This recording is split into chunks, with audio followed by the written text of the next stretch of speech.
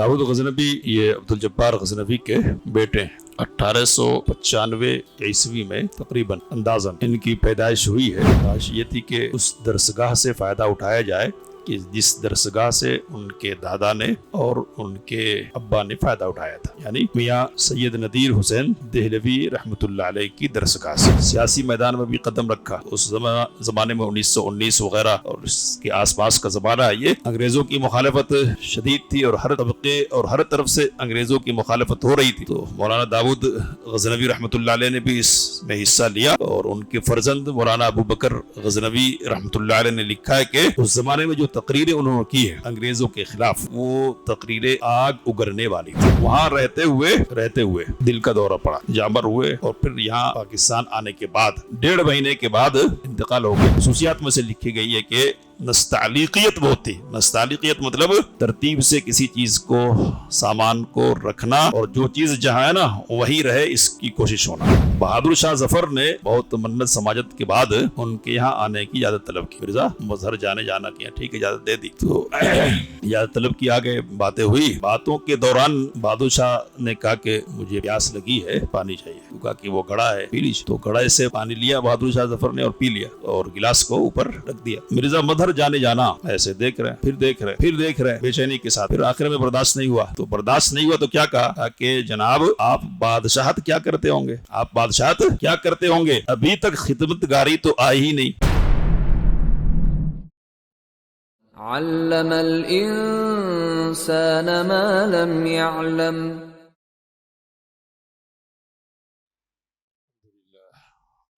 वस्सलातु वस्सलामु अला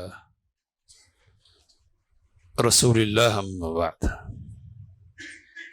तारुफ उलमाए अहले हदीस की पिछली कड़ी में मौलाना अब्दुल्लाह गज़नवी रहमतुल्लाह अलैह के फर्जंदों का जिक्र हुआ था। मौलाना अब्दुल जब्बार गज़नवी मौलाना के दूसरे फर्जंद थे और उनके फर्जंद है मौलाना दाऊद गज़नवी रहमतुल्लाह अलैह। बुजुर्गी और इमामत, अज़मत, ये सारी चीज़ें अपने अजदाद से इनको मिली थी। साथ में इन्होंने सियासत में भी कदम रखा और सियासी मैदान में भी कारनामे अंजाम दिए। दाऊद गज़नवी ये अब्दुल जब्बार गज़नवी के बेटे हैं। जैसा कि बात आपके सामने आई, 1895 ईस्वी में तकरीबन अंदाज़न इनकी पैदाइश हुई है और इब्तिदाई तालीम इन्होंने अपने दादा के कायम करदा मदरसे गज़नविया में हासिल किया और फिर ख्वाहिश ये थी कि उस दरसगाह से फ़ायदा उठाया जाए कि जिस दरसगाह से उनके दादा ने और उनके अब्बा ने फ़ायदा उठाया था, यानी मियाँ सैयद नदीर हुसैन देहलवी रहमतुल्लाह अलैह की दरसगाह से। मियाँ नदीर से इस्तिफादा का ज़माना तो उनको नहीं मिला, लेकिन उनके एक बड़े शागिर्द जिनका जिक्र आपके सामने आया है, इनके दादा के हमनाम मौलाना अब्दुल्ला गाजीपुरी रहमतुल्लाह अलैह, बड़े शागिर्द हैं। और मैंने कई मरतबे जिक्र किया आपके सामने कि मियाँ सैयद नदीर हुसैन देहलवी रहमतुल्लाह अलैह कहते थे कि मेरी दरसगाह में 2 अब्दुल्ला आए, तो एक अब्दुल्ला गज़नवी और दूसरे अब्दुल्ला गाजीपुरी। शागिर्दों के हल्कों के एतबार से, कसरत के एतबार से मौलाना अब्दुल्ला गाजीपुरी रहमतुल्लाह अलैह का दूसरा नाम है। तो इनकी शागिर्दी मौलाना दाऊद गज़नवी रहमतुल्लाह अलैह को मिली और इनसे इन्होंने दिल्ली में रहकर इस्तिफादा किया। दिल्ली आने के लिए और बाकायदा तालीम हासिल करने के लिए, इजाज़त हासिल करने की खातिर इनको जुर्रत नहीं हुई वालिद साहब से, वहाँ रहते हुए अमृतसर में। تو دہلی تشریف لے آئے کسی مناسبت سے، اور پھر یہاں سے والد صاحب کو خط لکھا کہ میں یہاں کچھ دنوں تک رہنا چاہتا ہوں اور یہاں کی درسگاہ سے استفادہ کرنا چاہتا ہوں۔ تو یہ جو مدت گزری ہے یہاں استفادے کی، اس مدت میں تکلیفیں اٹھائی انہوں نے، اور تکلیفوں کی ایک کہانی یہ ہے کہ صبح کو اور شام کو چنا میسر ہوتا وہی کھا لیتے اور اسی پر گزارا کرتے رہے، اور اس طرح انہوں نے تعلیم حاصل کی۔ تعلیم حاصل کرنے کے بعد اپنے مدرسے میں پڑھانا شروع کیا، اور پھر خطابت کا جوہر اللہ تعالیٰ نے دیا تھا، تو اس بنیاد پر امرتسر میں بہت جلد متعارف ہو گئے اور سیاسی میدان میں بھی قدم رکھا۔ تو اس زمانے میں 1919 وغیرہ اور اس کے آس پاس کا زمانہ ہے، یہ انگریزوں کی مخالفت شدید تھی اور ہر طبقے اور ہر طرف سے انگریزوں کی مخالفت ہو رہی تھی۔ تو مولانا داود غزنوی رحمۃ اللہ علیہ نے بھی اس میں حصہ لیا، اور ان کے فرزند مولانا ابو بکر غزنوی رحمۃ اللہ علیہ نے لکھا ہے کہ اس زمانے میں جو تقریریں انہوں نے کی ہیں انگریزوں کے خلاف، وہ تقریریں آگ اگرنے والی تھی، اور ماشاء اللہ نافذ تھا۔ اس کے باوجود تقریریں کی انہوں نے، اور ان کے 2 اور 3 ساتھی تھے، سب نے مل کر ایسا جوش بھرا لوگوں میں کہ ماشاء اللہ کی جو ہیبت اور ڈر تھا نا وہ دلوں سے نکل گیا۔ اور اسی زمانے میں ہندوستان کی تاریخ کا ایک بڑا واقعہ پیش آیا امرتسر میں، جلیان والا باغ کا قصہ معلوم ہے۔ جنرل ڈائر کے حکم پر گولی چلائی گئی تھی اور سینکڑوں لوگ مارے گئے تھے۔ تو یہ بھی اپنے بھائی اسماعیل غزنوی کے ساتھ اس جلسے میں تقریر کرنے کے لیے جا رہے تھے، لیکن اللہ تعالیٰ کو بچانا مقصود تھا۔ تو راستے میں ایک پان کی دکان پر رک گئے دونوں بھائی، پان کھا لیں گے پھر جائیں گے۔ جب پان کھانے کے لیے ٹھہرے ہوئے تھے تو اس وقت جنرل ڈائر راستے سے گزرا ہے وہاں سے، اور آگے جب کچھ بڑھے تو ادھر واپس آ رہا ہے، اور واپس کب آ رہا ہے وہ تو گولیاں چلوانے کے بعد آ رہا ہے۔ تو سینکڑوں لوگ مارے گئے اور یہ دونوں بھائی بال بال بچ گئے اللہ تعالیٰ کی مشیت کی بنیاد پر۔ 1921 میں جمعیت علماء کا قیام ہوا ہے، اب بھی جمعیت علماء ہے۔ تو پہلے رکن عاملہ رہے، پھر نائب صدر رہے مدتوں تک، پھر انہوں نے مجلس احرار کے نام سے ایک الگ مجلس قائم کی، اس کی بھی اپنی خدمات ہے اور خلافت سے متعلق خدمات ہے۔ 1942 میں کانگریس میں شامل ہوئے اور پنجاب کانگریس کے صدر بنائے گئے، اور نائب صدر بھی عالمی طور پر رہے، لیکن 1946 میں کانگریس سے استعفیٰ دے دیا، اس بنیاد پر کہ یہ محسوس کیا کہ کانگریس کی جو پالیسی ہے وہ ظاہراً کچھ اور ہے اور باطناً کچھ اور ہے۔ بہت سارے لوگوں کے یہ خیالات تھے، علامہ اقبال کا بھی نام ہے اور کئی لوگ ہیں کہ جن کا یہ خیال بنا، تو پھر مسلم لیگ جوائن کر لی انہوں نے، اور اس مدت میں رہ کر مسلم لیگ کی اشاعت کی لوگوں کا ذہن بنایا کہ کیا کیا عزائم ہیں انگریزوں کے، اور یہاں کے جو ہندو مہاسبھا کے لوگ ہیں وہ کیا چاہتے ہیں، اور پاکستان کے لیے ان کی کوششیں ہوئی ہے۔ بہرحال 1947 میں ملک آزاد ہوا، ملک کا بٹوارا ہو گیا۔ ہماری جماعت کو اس بٹوارے سے شدید نقصان سے دوچار ہونا پڑا، جمعیت منتشر ہو گئی، علماء منتشر ہو گئے، بڑے کئی ایک علماء پاکستان کو چلے گئے۔ تو اب وہ جو آل انڈیا اہل حدیث کانفرنس تھی اس کی تنظیم دونوں جگہوں پر نئے سرے سے کرنی تھی، تو وہاں مولانا داود غزنوی رحمۃ اللہ علیہ نے محنت کی اور قریہ قریہ بستی بستی کا چکر لگایا، جوڑا لوگوں کو، اور پھر آل انڈیا اہل حدیث کانفرنس پاکستان کا وجود ہوا اور پہلے صدر وہاں کے بنائے گئے اور دستور بنایا گیا۔ تو اب اس سلسلے میں ایک بات ان کے صاحبزادے نے لکھی ہے، وہ میں سنانا چاہتا ہوں۔ اپنی جو اس وقت کی صورتحال ہے اس صورتحال کی پوری عکاسی ہوتی ہے۔ مولانا آزاد رحمۃ اللہ علیہ نے جامع مسجد کی سیڑھی پر کھڑے ہو کر تقریر کی تھی اور کچھ پیشن گوئیاں کی تھی، وہ پیشن گوئیاں صادق آ رہی ہیں، لوگ اس کو دلی طور پر محسوس کر رہے ہیں۔ تو اب اسی طرح کی ایک بات ہے کہ آل انڈیا اہل حدیث کا آل پاکستان کہنا چاہیے، تو مرکزی جمعیت اہل حدیث پاکستان کا قیام ہوا، اس کا دستور بنایا گیا۔ دستور جو بنایا گیا ہے تو دستور کانگریس کے دستور سے ملتا جلتا تھا، یعنی ویسے ہی رکن سازی اس طرح ہوگی، پھر جو صدر ہوگا اس کا انتخاب اس طرح ہوگا وغیرہ۔ تو ان کے فرزند ہیں مولانا ابو بکر غزنوی، بڑے جلیل القدر عالم اور فاضل شخص، یہ بھی جوانی میں انتقال ہو گیا۔ تو وہ لکھتے ہیں کہ میں نے ایک دن نہایت ادب کے ساتھ ان کی خدمت میں عرض کیا، ان کی خدمت میں، والد صاحب کی خدمت میں۔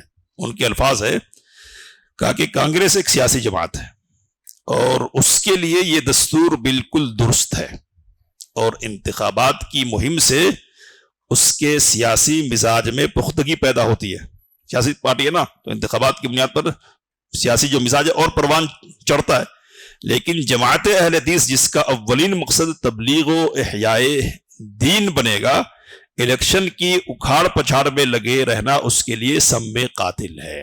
بیٹا اپنے والد صاحب سے کہہ رہے ہیں، جماعت کے سربراہ افراد کی صلاحیتیں انتخابات لڑنے اور جیتنے ہی میں غارت ہو جائیں گی، ہے نا، اور وہ تمام بیماریاں جو سیاسی جماعتوں میں ہے، جماعت اہل حدیث میں بھی سرایت کر جائیں گی۔ کیا بیماریاں؟ تو کہا جھوٹا پروپیگنڈا، اکھاڑ پچھاڑ، ساز باز، حب مال، حب جاہ، للہیت اور روحانیت برباد ہو جائے گی۔ تزکیہ نفس، روحانی تربیت اور اعلاء کلمت الحق کا وہ عظیم مقصد جو ہمارے اسلاف کے پیش نظر تھا، نظروں سے اوجھل ہو جائے گا۔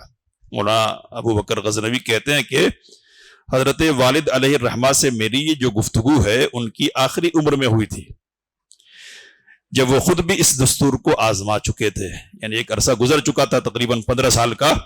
وہ میری بات پوری توجہ اور دلچسپی سے سنتے رہے، اگرچہ وہ خاموش رہے، لیکن ان کا چہرہ اور ان کی آنکھیں میری گفتگو پر تصدیق اور توثیق کی مہریں ثبت کر رہی تھی۔ میں نے بات جاری رکھتے ہوئے عرض کیا، ایک دینی جماعت کا نظام ایسا ہونا چاہیے کہ اس میں مال اور عہدوں کی ہوس کے سب مواقع بند کر دیے جائیں، اور صرف وہی لوگ اس میں ٹھہر سکے جو مشنری اسپرٹ کے ساتھ محض رضائے الہی کے لیے کام کرنے کا جذبہ رکھتے ہوں، جو اپنا وقت، اپنا مال، اپنی توانائی اور اپنی تمام صلاحیتیں اللہ کی راہ میں کھپا سکے۔ میں نے عرض کیا، دینی جماعت کا نظام ایسا ہونا چاہیے کہ حصول رضائے الہی کے سوا کسی اور مقصد کے لیے داخل ہونے والوں کی سانس اس مقدس فضا میں گھٹنے لگے، یعنی ایسا ماحول ہو دینی کہ دوسرے مقاصد کی خاطر گھسنے والے اس میں چین محسوس نہیں کرے، سکون محسوس نہیں کرے، ان کو گھٹن محسوس ہو، اور ہر جماعت کے ہر فرد کے لیے دل و دماغ پر ایک ہی بات چھائی ہوئی ہو۔ کیا بات ہو؟ تو الہی انت مقصودی وردا کا مطلوبی، اے اللہ تو مقصود ہے اور تیری رضا ہم کو مطلوب ہے۔ تو ابھی جو اوپر کی باتیں ہے وہ مطلوب ہو گئی ہے۔ اب صورتحال یہ کہتے ہیں مولانا کہ حضرت والد علیہ الرحمٰن نے فرمایا، تم جن خدشات کا اظہار کر رہے ہو وہ سب معرض وجود میں آ چکے ہیں، یعنی سب باتیں دیکھنے کو مل رہی ہے اب ہم کو۔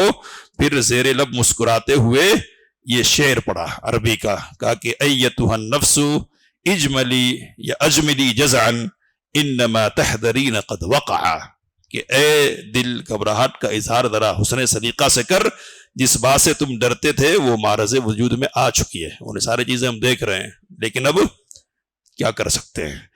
تو یہ جماعت کے لیے ان کی خدمت ہے، وہ پوری تفصیل میں جانے کا موقع تو نہیں ہے۔ بہرحال مدینہ یونیورسٹی قائم ہوئی نا، تو شیخ ابن باز رحمۃ اللہ علیہ پہلے چانسلر ہوئے، تو انہوں نے مولانا داود غزنوی کو سفیر کے واسطے سے یہ پیغام بھجوایا کہ آپ کو مشاورتی کونسل کا ممبر نامزد کیا جاتا ہے۔ بات پہنچی، قبول کیا۔ شاہ سعود بن عبدالعزیز اس وقت شاہ تھے، انہوں نے کہا کہ مولانا ایسے وقت میں تشریف لائیں کہ حج بھی ان کا ادا ہو جائے۔ تو اس حج کے زمانے سے قریب اجلاس منعقد کیا گیا وہاں مجلس مشاورت کا. مولانا داود غزنوی رحمۃ اللہ علیہ بھی تشریف لے گئے, دوسرے بعض علماء بھی تشریف لے گئے. تو وہاں رہتے ہوئے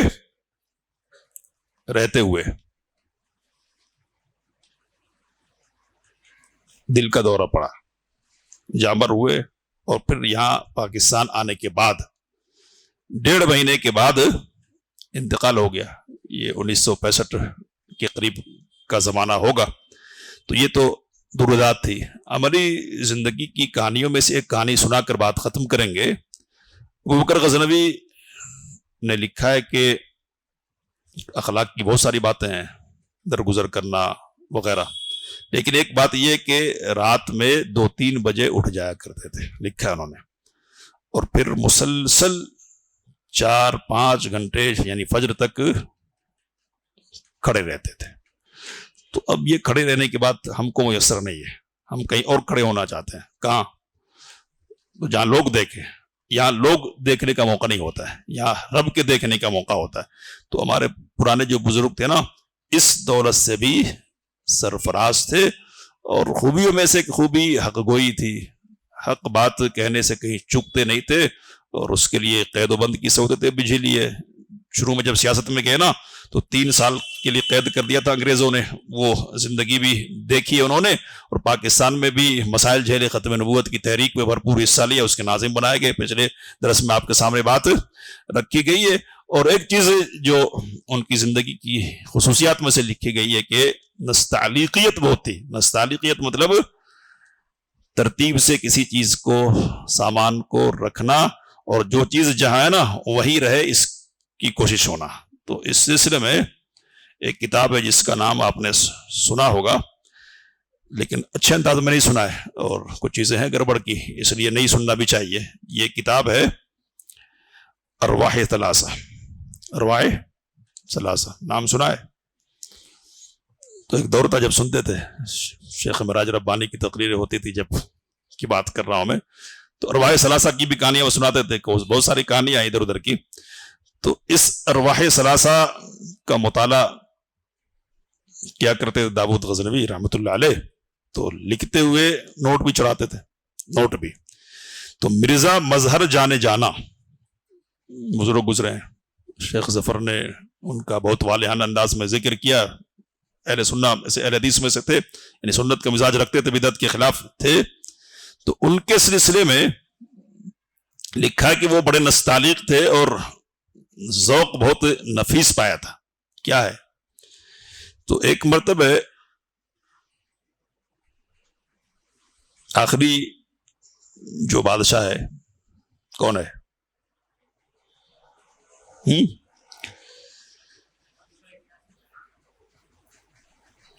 بہادر شاہ ظفر.